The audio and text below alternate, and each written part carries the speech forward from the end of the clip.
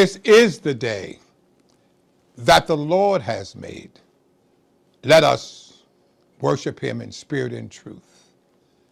Welcome to the Bethlehem Baptist Church, a Christ-centered multicultural church where we embrace inclusion and diversity, and our mission is to love God and serve people. We're grateful that you've joined us this evening for our Fireside chat, and we are truly blessed to have Dr. Warren Matthews be our guest this evening. We look forward to a wonderful conversation during this hour. But before we begin, let us have a word of prayer. Gracious and glorious God, we thank you for this day and for the opportunity, O God, to spend this time with one of your gifted servants, Dr. Warren Matthews. We pray, O God, that our conversation might be blessed by your people, and that, O God, you would be pleased with the journey that we've had that you've given to us. In the wonderful, mighty, glorious name of our God do we pray. Amen. Amen. I count this as a blessing from God, and God has given me so many blessings. But I'm sitting next to one of God's anointed servants, Dr. Warren Matthews. He's been my doctor for a number of years.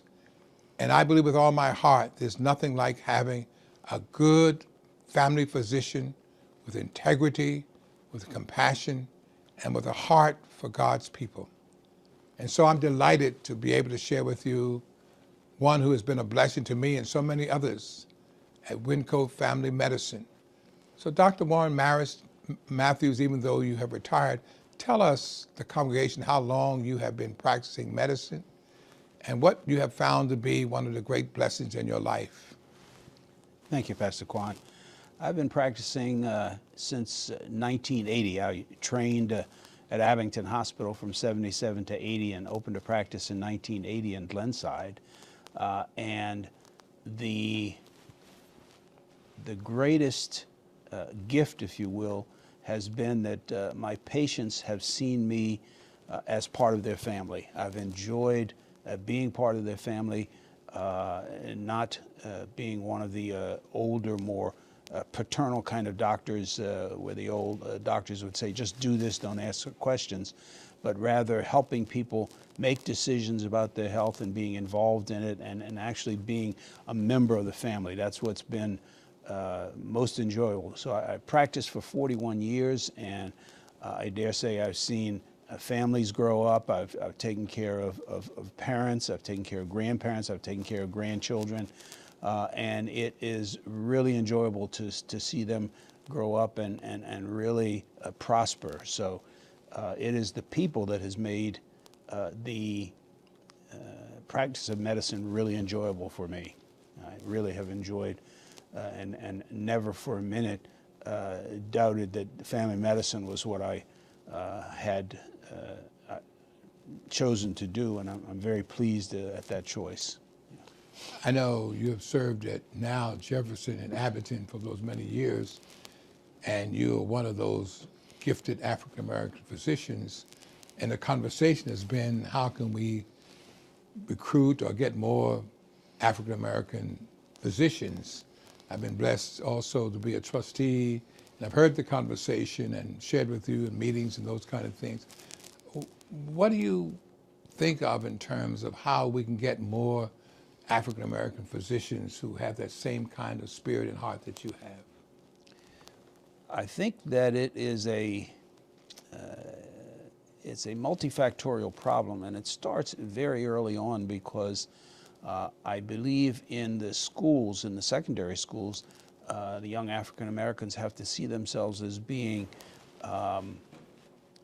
strong enough, interested enough in science and technology to be able to pursue those kinds of careers. Very often they've been discouraged or not been encouraged to go on, and sadly we've seen year after year the same number of applicants to the medical school. That hasn't changed over the years, and it's a very low number. I graduated from Jefferson in 1977, and in that class there were 212 students, and there were 12 African Americans.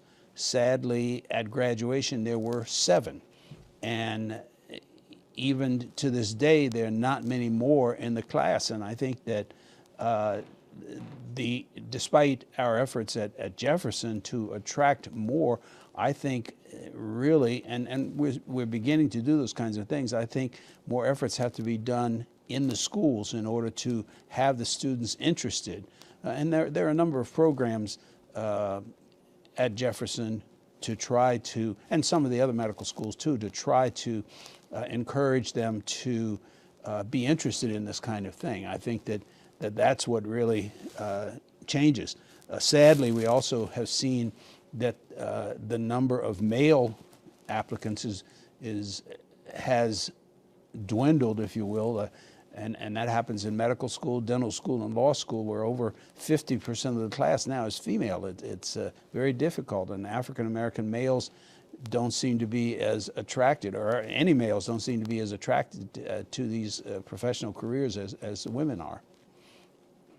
I think one of the things that really stands out to me as a blessing, and I mentioned this before, and I'll continue to say that as an African American, and particularly not knowing too much about my father's medical history, and coming to you and having the trust in you, and you shared with me some years ago about my PSA count and recommended I move forward in that. And so because of you, I went through that 39 days of radiation and just trusting and believing in what you thought would be the best for me to take. So we talk about African American males, whether or not it's diabetes or that cancer, prostate cancer. What can we do to encourage our men to become more, I guess, concerned about the overall health? Well, I think it's education. It has been very difficult, and this is sort of a scenario I describe to my medical students. Males in general, African Americans in particular, males go to the doctor. First of all, it takes forever to get an appointment. Secondly, you're sitting and waiting a long time, and in walks a doctor that you're not really sure about. And many of them didn't have the communication skills that they should have, and unfortunately, not good communication skills with African Americans. They recommend a treatment or a medication, and then out the door you go. Very often the medications are expensive, the treatments make you feel bad. There's no reason why they should even return. I think that there needs to be an element of trust, there needs to be an element of understanding.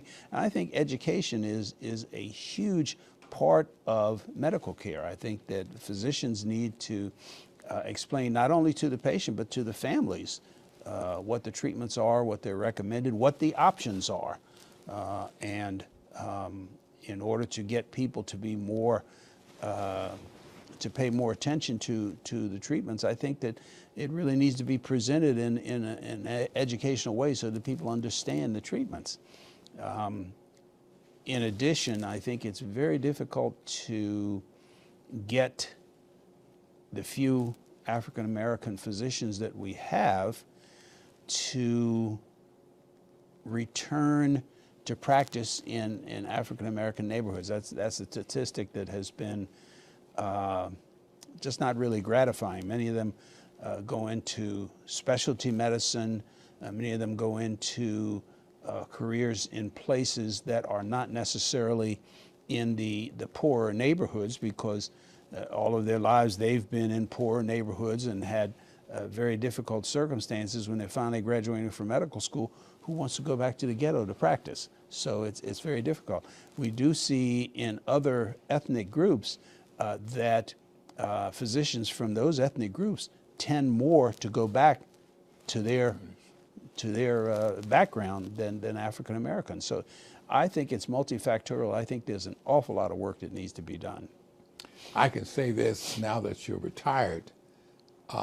In many ways, you've been like a pastor to me. I don't know too many who have been privileged to have the cell phone of their physicians. And I've called you on more than one occasion. You've always responded. And I can't even put into words the gratitude in terms of speaking to you and knowing that you had my well-being at heart. And now that you're retired, what are your plans at this particular point? Well, I haven't fully figured out what my plans will be, although I am going to be doing some teaching.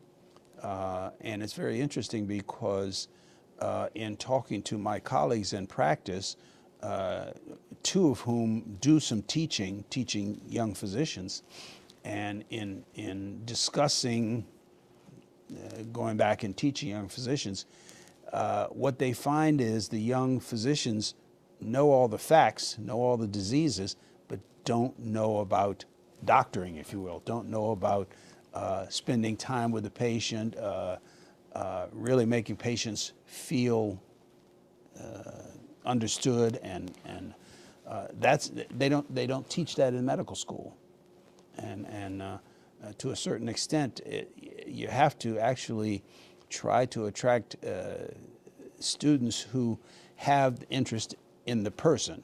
You can fill the medical school classes with 4.0 students, but you need to have people who are interested in taking care of people. That was frankly what drove me to family medicine, because when I went to medical school, having an engineering background, my original idea was that I wanted to be a surgeon. And in medical school, after spending some time training in surgery, I found that you basically didn't spend much time with the patient. The patient was an anesthetized lump on the table, and you got to do all of this technical stuff. And then after surgery was over, you didn't see him again. And I found that what I enjoyed was a longitudinal relationship with people over years and years and years, knowing their family, knowing their parents, knowing their children.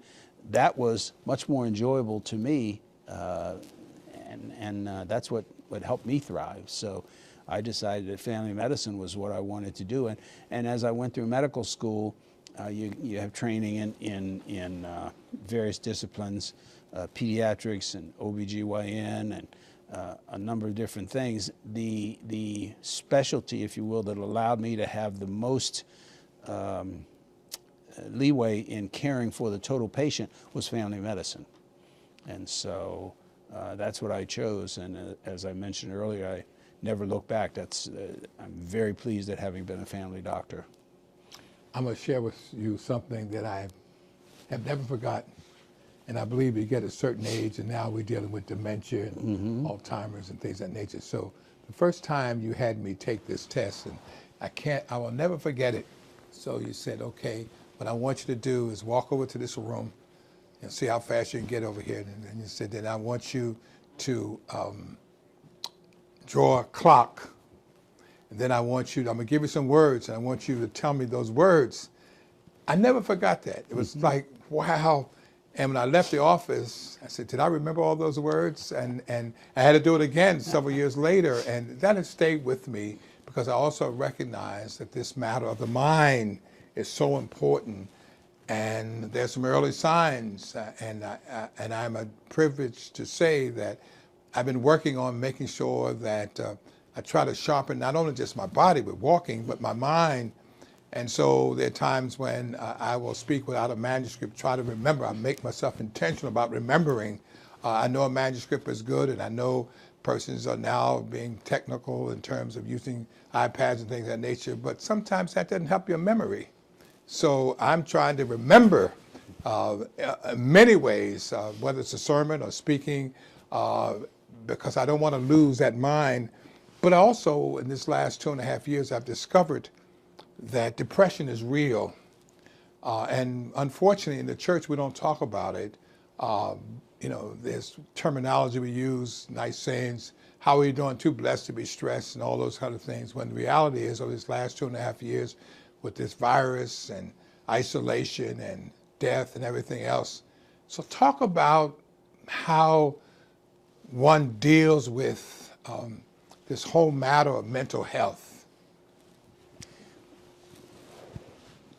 The question of mental health is a very real and large issue, and I dare say that if 10 people walk into my office, 7 or 8 of them have some psychological issues, some personal issues, some things that play a role, and those things play a role not only in the way they interact in their relationships, the way they perform at work, the way they're able to have good memory, those kinds of things. And so as a family physician, we are keenly aware that those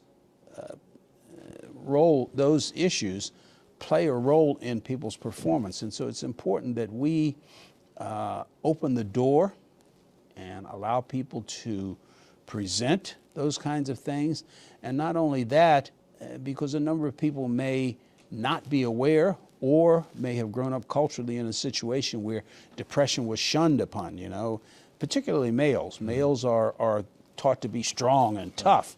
And you know, males are not supposed to cry, and you're not supposed to feel depression. But it's very real.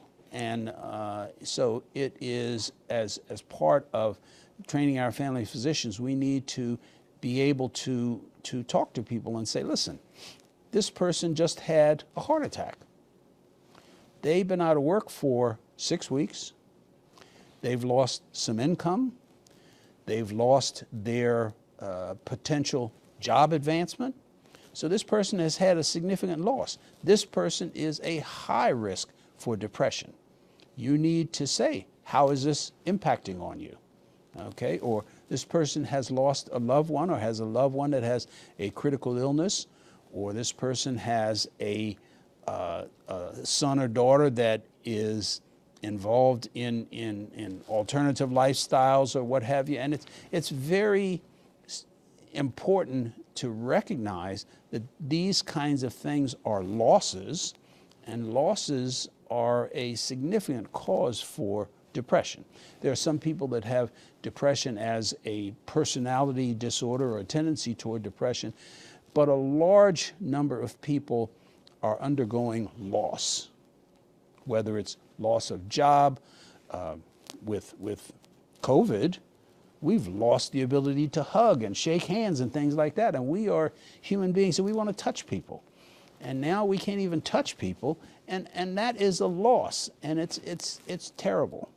I've seen families where the kids weren't happy with the parents, so the kids got married, took their kids and moved away. Well, then the parents have lost the ability to have grandchildren that they love, and that's very important, and that's a loss. And those are all things that lead one to being a higher risk for depression. And let's face it, whether we talk about it or not, suicide is a very real issue. And we're seeing more suicides in a number of populations. We're seeing suicides among people who have had significant family losses. We're seeing terrible suicides in people that have come back from the military. I dare say nobody comes back from the military normal. Everybody comes back with some trauma. And so we had to have our antenna up very high and be prepared to be able to help them. We are seeing it in people that have some drug-related issues, people that are, and thank goodness we are starting to recognize now alternative lifestyles, LGBT, but people who recognize that they don't fit into the societal mold, and so all of a sudden I realize I'm not normal, and people are not, and a number of people go through life having to hide what their internal feelings are, and there's sources for depression. So that's the reason we're seeing so many suicides. We see suicides among college kids because kids have come from households where they've been treated very well, and then they go into a dorm or what have you, and they don't get the same kind of care, or they get involved in difficult relationships or what have you. You see high suicides in college kids. You see suicides in a number of places, and you know, we certainly didn't talk about it in the African American community before, but it is there. It is there. It is prominent, and let's not ignore it. And I don't want to get into a political discussion, but there are far too many guns available. Everybody has availability of guns, and when guns are available, you know, it's very easy to reach over and take a gun and just end it all. So, excuse me. So it's for a number of reasons we need to address the depressive issues. We need to understand who may be a victim of depression, who may be suffering from depression, and try to intervene and get people some help. We need to take depression and address it as a disease, not as something to be ashamed of. You know, it's always been something that we're ashamed of, and we need to bring that down as a disease. This is a disease that people are suffering from, and let's see if we can figure out how to deal with it. And it's not always medications. There are a number of different approaches to depression. Sadly, the medical system has not been as willing to provide payment for therapies and things as they should. Those kinds of psychotherapeutic things fall low on the list as far as reimbursed services, but certainly psychiatrists, psychologists, etc., really should be reimbursed because it's a prominent problem in our society. So I think we have a long way to go, but we need to recognize that depression is there. Depression is very prominent. People have losses, and we need to recognize who has losses. You know, and as I mentioned earlier, there's any number of losses. As a matter of fact, I remember when we were talking about going from Abington to Abington Jefferson, and as we started to prepare our medical staff, our nurses, and everyone to work for the large corporation as opposed to just Abington, one of the things that I wanted to prepare people for and wanted people to understand is that this is going to be a change. And all change is recognized as a loss to somebody. Somebody is going to have a loss. And so part of what you need to do as a change agent is to say, okay, now we're making a change. Who's going to lose here, and how can I help them? Because somebody's going to lose when you make a change. So loss is a big thing. How well do I know? I've been doing this 36 years. We had a lot of changes, and there's some who have never been able to get past that loss. I think something else, as we talk about the church and our theology, and for many years, and even now in some cases, people look at suicide in the faith community as the worst sin that could be committed. So I was in a meeting yesterday, and this pastor who has been, sharing with his congregation, changed the terminology, as opposed to saying this person committed death or committed suicide. They died from suicide, as opposed to creating the idea that this person did something that was ungodly, if you know what I'm saying. I think the other thing that is, to me, self-care. So again, ask the questions about self-care. And I know that those in our congregation may be surprised when I say this, but in honesty, over this last 2.5 years, I've been stressed and felt at times depressed.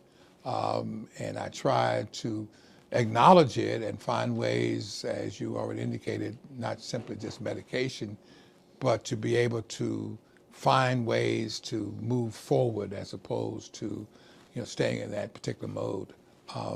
So every now and then I would, just leave the office and go over to Starbucks, sit there, read a book, and listen to some music. Because the phone is ringing, even today, I have 2 calls already this morning who lost a family member, and somebody else is in need of something. And so that is stressful, as well as, trying to, keep the church together with all these things, isolation and funerals that people can't attend, as you're talking about, people not even shake your hands, those kind of things. And we've had many funerals where people could not even, have the traditional service. So, it's real, and I think, again, our not being in denial, but calling it what it is and getting the help. And so we talk about self-care and help. You also mentioned not always medication. So what are some of the things you can do in terms of self-care? Well, I think that, and I don't mean to be cavalier, but I think that anyone who says I don't have stress doesn't have a real good insight into to what's happening, because everyone has stress. Right. Everyone has stress. And everyone, lucky ones, can figure out or naturally figure out how to deal with it. One of the things that we always tell people is one of the #1 treatments for stress is exercise. Well, everybody can't get out and run around the block, but you need to figure out how to evaluate your situation, how to give yourself credit for the good things that you have done, and figure out, well, what can I do? What do I like to do? How do I have some time for myself? I've got 23 hours and 59 minutes that I'm doing for somebody else. Let me take 1 minute and spend some time for myself. I want to read a book. I want to take a walk. I told so-and-so that I was going to call them last week, and I haven't gotten around to it. I think that I like to, and journaling is a good thing for people to do. Make a list of things that you want to get done. And if you get one thing done a week, at least you're taking a step in the right direction, you know? I think that there's a number of things that you need to do to give yourself some, and many times we beat ourselves for not having accomplished this or not having accomplished that, but each of us has accomplished a fair amount. Look at the positive things that we've accomplished, look at those things that you'd like to do, and set aside one thing to do a week. You know, I talked to a buddy last week, and he said, I have been trying for 5 or 6 weeks to get one afternoon, and I have promised myself, today is the day I'm going to do gardening for 4 hours. I turn off the phone, nothing else. I love to do gardening. I went and I got some flowers. This afternoon, I'm going to put some plants in the ground. You know, and he enjoys it. He said, I had a great time. My hands are dirty, my knees are dirty. I had the best time. You know, that's stress alleviation. He's doing something that gives him some pleasure, maybe not anybody else, but it gives him pleasure. And I think that we each need to figure out what it is that we enjoy, what it is that gives us pleasure, and reward ourselves periodically with something that you enjoy doing. So yeah, and when it gets to the point where you recognize that you're being counterproductive, I can't concentrate, I can't sleep, and sleep is very important. I can't do these things. Then it's time to pull the ripcord and say, I need some help. Okay, and I need some help may be as simple as talking to my daughter or my son, or talking to my neighbor who always say, can I help? Right. Okay. I think a very valuable thing is, you know, you have a buddy who said, we haven't gotten together. So call your buddy and have lunch with him once a month or something like that, you know. And whether you talk about anything important or not, it's something that you enjoy doing. But at the same time, we need to be able to say, I think I need some help. And we need to not see that as a weakness or I'm not doing well. And that's when you call for some help. Speak to your physician. All of the medical systems, all the physicians have some resources, have some things to do. And I think that faith plays a big role. And I think that a number of people, the number of people who have some faith basis and some support, that plays a big role in the stress. That plays a big role in the stress. I think that, you know, and you know how much I respect your church, one of the things that people can do is say, let me go over and see if Pastor Quann needs somebody to do so-and-so. Let me do something that will make me feel good, and I'm doing something for other people too. And I think that's important. So those are things, and I haven't talked about medication at all. There's a bunch of different medications, and by and large, I like not to use medications. And I'll say, I mentioned just briefly sleep. Sleep is extremely important. And no matter what people say, the average American needs 6 or 7 hours sleep a night. And you hear people all the time who say, I can get by on 4. You may get by on 4, but you're not performing well. You're not performing well at all. People need 6 or 7 hours. There are a number of different things. Meditation plays a big role. You need to put down that screen and get away from the social media and that kind of thing. There's some over-the-counter sleep medications. I'm not a fan of sleep. On YouTube, social media, there are some approaches to helpful sleeping techniques. And we talk about sleep hygiene, how to get ready for sleep. And sleep is very important. What about naps? Well, that's a good question, and you'll find some debate in the medical literature. If you don't sleep well at night, you probably shouldn't nap more than 30 to 40 minutes during the day, okay? Because your body gets into some brain patterns that are very difficult to overcome. So I don't recommend naps for everybody, but everybody is different. Everyone is different.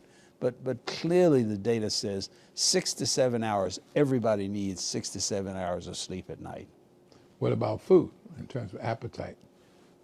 As far as your health is concerned, eating balanced meals and those kind of things. Well, you know, we can talk about that until we're blue in the face, and that's something that we really need to work on. Of course, African Americans are extremely susceptible to diabetes and obesity and those kinds of things, and we need to pay much more attention to eating appropriately, eating when we're hungry, not eating because there's something there and it looks good.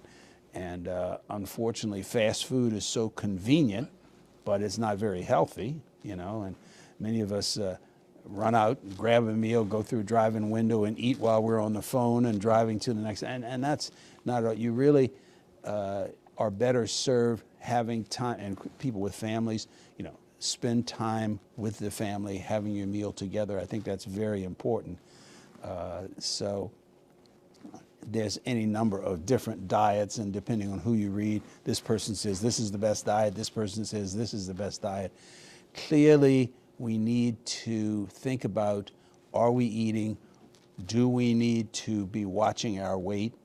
And I've had people who have told me that the ideal weight scales don't work for African Americans. You know, we are so capable of denial.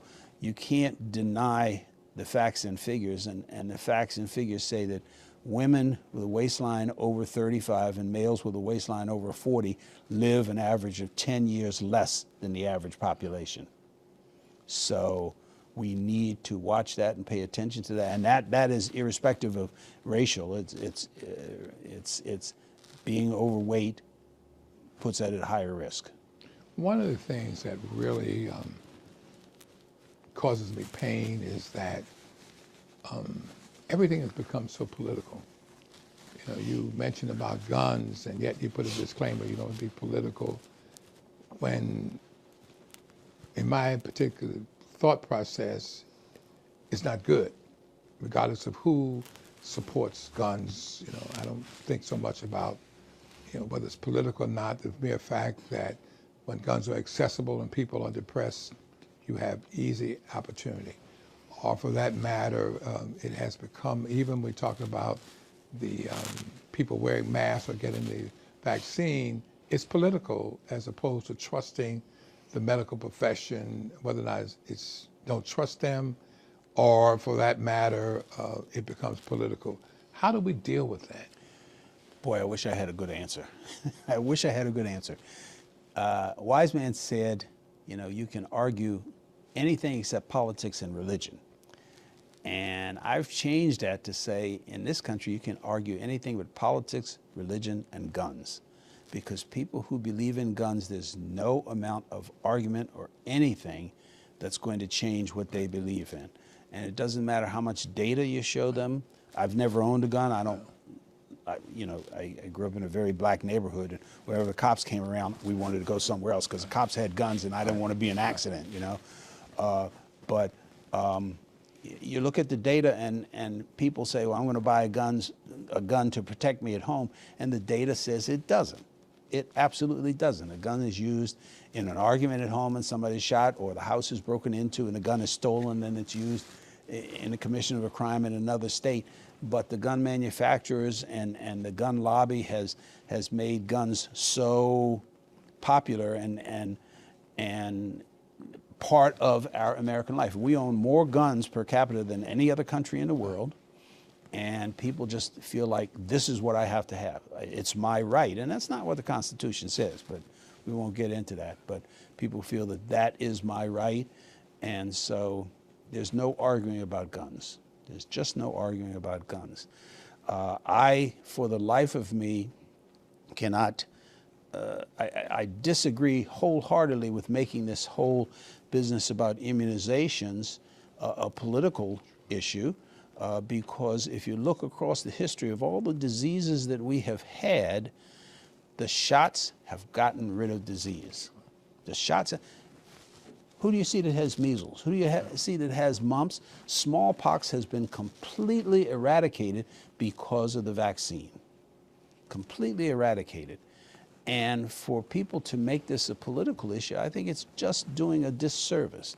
Now, you know, in Washington, the elected officials argued back and forth, and you wanted to listen to this person, you wanted to listen to that person, and I firmly believe in following the science. Following the science. And so it should not be a political issue. Well, you mentioned something else in terms of medication and even with the vaccine. And I'm always chuckling because when they do advertisement on TV and they indicate this medication here or whatever the case, but then it tells you this side effect, this side effect, this side effect. So, but you have to take it. You know, so obviously they have some side effects. The benefits are greater than the side effects. And that's true. Sadly, with our free market society, profit is the biggest margin, the biggest issue. And our elected officials are unfortunately slaves to the lobbyists, et cetera. And so they vote for what's ever best for who will get them reelected. The pharmaceutical industry, by and large, is good, but interested in their profits. Sure. You know, and so, yeah, the medications, the medications outweigh the benefits, and I think that any time a physician prescribes something, you say, okay, now tell me about this. Let me understand the benefit. What happens if I don't take it? You know, if I don't take this, what are the benefits? Why do you think so? And I think that any physician that discourages you from getting a second opinion, a second opinion is fine. I have no problems with that. But I think that, you know, I would love to be able to practice without having to use so many medications. But we have wonderful medications that do things. I mean, listen, you know, the biggest things going right now are the biggest thing is cardiovascular disease, which is largely from cholesterol and cigarette smoking. And so that's the thing that we need to work on getting down. And then there's the diabetes issue, you know.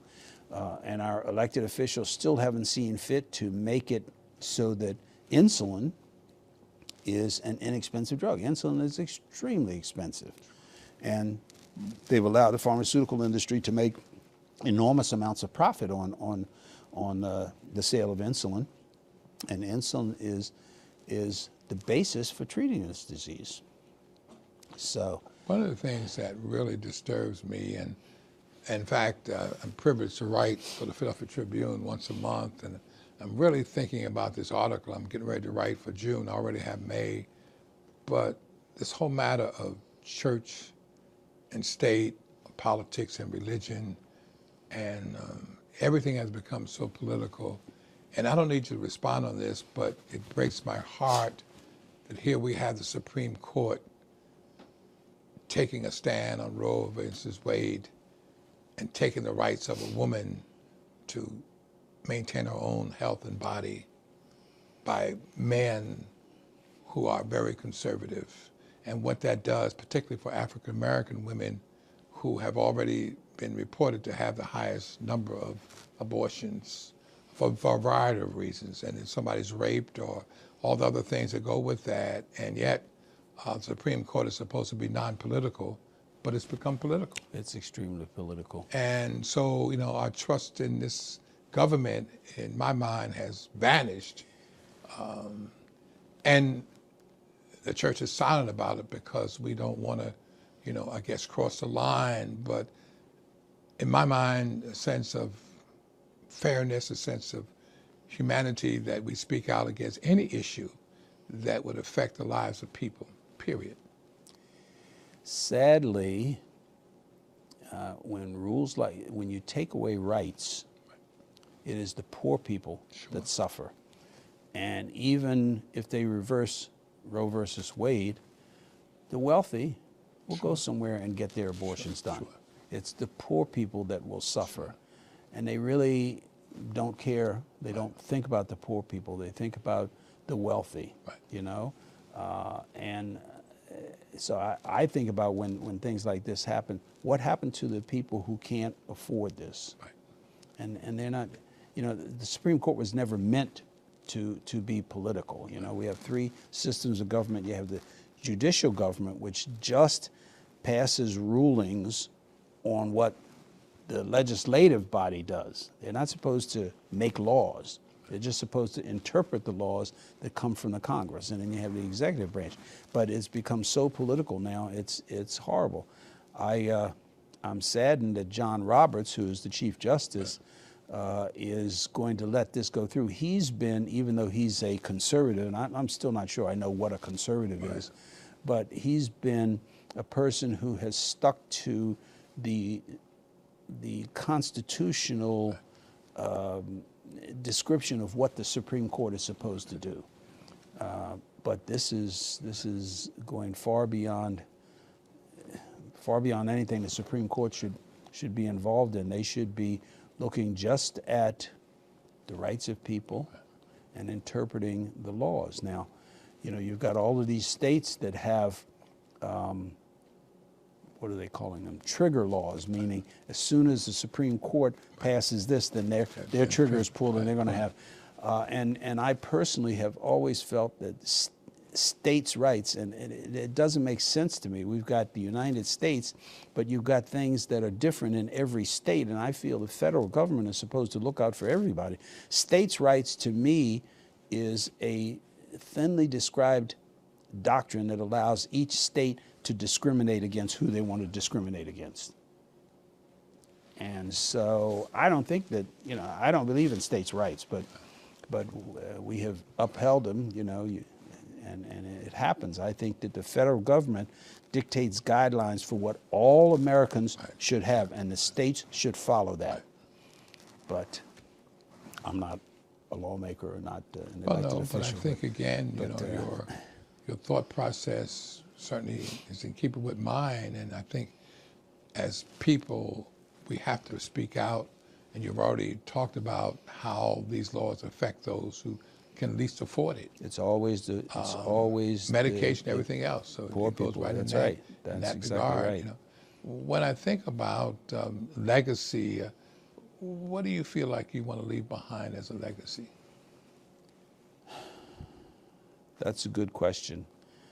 I would like for people to, and I've said this before, you know, I graduated from Jefferson, and on graduation day, and I have to say this, I was very blessed. I grew up in a very poor situation, but I had both grandparents, all four grandparents who were at my high school, college, and medical school graduation. They were all there, and I think that having grandparents is so important. But I remember the few of us who were out, we graduated from the Academy of Music, and we stood out. They closed off Broad Street, much like Temple did the other day, and all of us were kind of spilling out into the street and everything. And I remember us saying, well, they may call us boy, but now they have to call us Dr. Boy. Right, Dr. Boy. And I kind of got to the point where the legacy that I want to leave is I want for people to think not of me as a good African-American doctor, but a good doctor who was African-American. And so I always wanted that to be, you know, I have people who I still struggle now because my practice, people are calling and they want to get in. I said, well, he's retired now. But, you know, I wanted people to come to me not because I was African-American, but because I was a good doctor. And so that's the legacy that I wanted to have. Well, it's amazing because before I knew you, one of your patients, who's a member here, Paula McCauley, her name is Paula McCauley Jack now, she said, Pastor, there's a doctor named Dr. Matthews. And of course, my son and others had already heard about you. And I think, again, in terms of what we just experienced this week, in terms of honoring finally the life of Dr. Frank Boston and the legacy, it took a long time. And he didn't just operate on African Americans. He was a doctor for all people. And you've done that. And as a husband and father and a grandfather, leaving a legacy is so important. And you talked about, your own family coming up in that way. And so, you are to be acknowledged, and thank God for your contributions as a husband, as a father, and Thank you. as a man of God. I have enjoyed the practice of medicine. I've enjoyed my patients. I always tell one story if time permits. A lady that I was caring for quite a while, and she had a terminal cancer. And I was in the office, and the family called me and said she had died at home. They had already arranged for the funeral director to pick her up.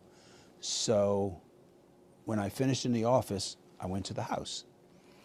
And it was a little overwhelming because I got there and there must have been 20 cars around and everything, and people inside and kids outside. And I walked in, and the husband, who I knew, was sitting on the sofa surrounded by people. And I walked in, and he said, "Everybody get up. This is Dr. Matthews." And I came over and sat down, and the husband said, "So-and-so, get him a drink." And I sat there, and that made me feel so good because I realized I was a family member. I was a member of their family. And that I don't know how long I stayed, but it just made me feel so good to go there and share that loss with them. And I had known their mother for a long, long time. And that's one of the things students ask me sometimes: how does it feel when a patient dies? You're so close to them, and wouldn't it be better to be standoffish? No, it is better to have enjoyed that person, known that person, experienced a relationship with that person, and be thankful that, when they died, I had been part of their family, had been part of their life. Well, when I look at my own life and things you talked about, and I was reading also this author who talked about a bucket list, and recognizing that there comes a point, even though you said if you can accomplish one thing, that you may not be able to accomplish everything on your bucket list, but if you can give back, take the time to mentor somebody else or have that person give back to you, that's a major accomplishment. But I cannot think of so many blessings, I could name them in terms of how God has blessed me. Not only being here as pastor, but the opportunity to serve as a trustee at Abington Hospital in Jefferson now. And I don't want to be just looked upon as a Black or African American trustee, but to speak on behalf of all people. Of all people. And I know sometimes when you raise issues that you're perceived to be in a certain pocket, but my commitment is to be concerned about everybody. And yes, there are issues that we have to speak about, but it cannot be the sole reason why we're there. And so having you as part of that experience, sitting next to you at the table and hearing your voice, hearing your heart, as well as sitting here now. And I just pray that God will continue to bless you and your wife. And I just thank God for how he's orchestrated this, because, no one can plan this. This is God's orchestration for our lives, that he would allow me not only for you to be my physician, but who knew that I had the opportunity to even sit next to you in a board meeting or sit next to you here in this church. And so I thank God for your contributions that you continually make, and pray that the next chapter of your life you will continue to do some of the things you have done in the past. Thank you. So my prayers are with you and your wife, and I know this is a tough time, but the same way you've ministered to others, and really I think persons would know. As we close out, tell me about the commitment of a physician in terms of integrity.